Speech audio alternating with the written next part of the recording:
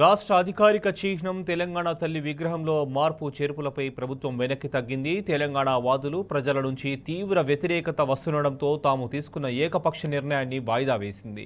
అసెంబ్లీలో చర్చించాకే వీటిపై నిర్ణయం తీసుకుంటామని సీఎం రేవంత్ రెడ్డి ప్రకటించారు. జై జై హే తెలంగాణ గేయాన్ని రాష్ట్ర గీతంగా కేబినెట్ ఆమోదించినట్లు తెలిపారు.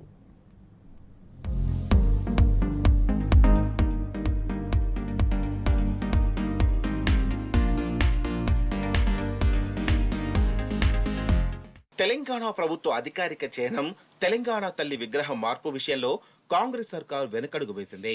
లోగోలో ఉన్నవి తీసేసి లేనివి తీసుకొచ్చి పెట్టాలన్న సీఎం రేవంత్ రెడ్డి నిర్ణయంపై సర్వత్రా ఆగ్రహావేశాలు వ్యక్తమయ్యాయి. విపక్షాలు, ఉద్యమకారులే కాకుండా సామాన్య ప్రజల నుంచి తీవ్ర వ్యతిరేకత వచ్చింది. ఈ నేపథ్యంలో వీటిపై ముఖ్యమంత్రి వెనక్కి తగ్గారు. కేబినెట్ లో చర్చించే నిర్ణయం తీసుకుంటామని ప్రకటించారు. అటు జయ జయ హే తెలంగాణ గేయాన్ని రాష్ట్ర గీతంగా ప్రభుత్వం ఆమోదించింది. గురువారం సచివాలయంలో శాసనమండలి చైర్మన్ గుత్తా సుఖేందర్ రెడ్డి, శాసనసభ స్పీకర్ గడ్డం ప్రసాద్, మంత్రులు, సిపిఐ, సిపిఎం ప్రతినిధులు, కవి అందెశ్రీ, సంగీత దర్శకుడు కీరవాణి, మాజీ ప్రజా ప్రతినిధులు, ప్రజా సంఘాల నేతలతో సీఎం సమావేశమయ్యారు. రాష్ట్ర గీతంతో పాటు దశాబ్ది ముగింపు వేడుకల నిర్వహణపై చర్చించారు.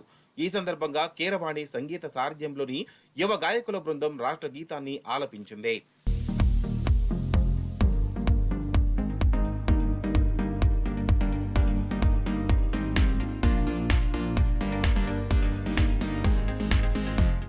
రాష్ట్ర కేబినెట్ భేటీలో తీసుకున్న నిర్ణయం మేరకే జయ జయ హే తెలంగాణ గేయాన్ని రాష్ట్ర గీతంగా ఆమోదించినట్లు సీఎం రేవంత్ రెడ్డి ప్రకటించారు. దశాబ్ది ఉత్సవాల ముగింపు వేడుకల్లో భాగంగా జూన్ 2న రాష్ట్ర ఆవిర్భావ వేడుకల్లో ఈ గీతాన్ని ఆవిష్కరించి జాతికి అంకితం చేయనున్నట్లు తెలిపారు. జయ జయ హే తెలంగాణ గీతాన్ని 2 వెర్షన్లలో రూపొందించినట్లు తెలిపారు. పూర్తి గీతం 13 నిమిషాల 30 సెకండ్లు, అలాగే ప్రభుత్వ కార్యక్రమాల్లో ఆలపించేందుకు వీలుగా 3 చరణాలతో సంక్షిప్త గీతం 2 నిమిషాల 30 సెకండ్లు ఉంటుందని వివరించారు. ఈ రెండింటిని రాష్ట్ర గీతంగానే పరిగణిస్తామని స్పష్టం చేశారు.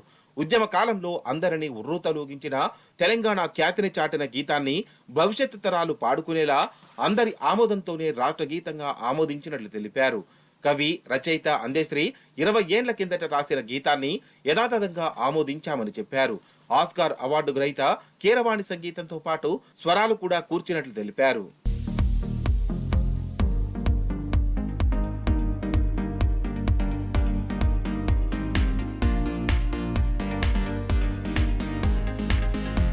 అటు కేబినెట్ సమావేశంలో రాష్ట్ర ప్రభుత్వ అధికారిక చిహ్నం తెలంగాణ తల్లి విగ్రహాన్ని మార్చాలని నిర్ణయించామని సీఎం రేవంత్ రెడ్డి చెప్పారు.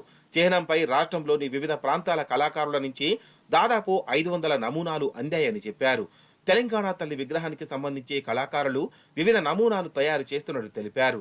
కానీ కొత్త చిహ్నం తెలంగాణ తల్లి విగ్రహాలకు సంబంధించి అపోహలు, తప్పుడు ప్రచారాలకు తావు లేకుండా అసెంబ్లీలో చర్చించి నిర్ణయం తీసుకుంటామని ముఖ్యమంత్రి రేవంత్ చెప్పారు.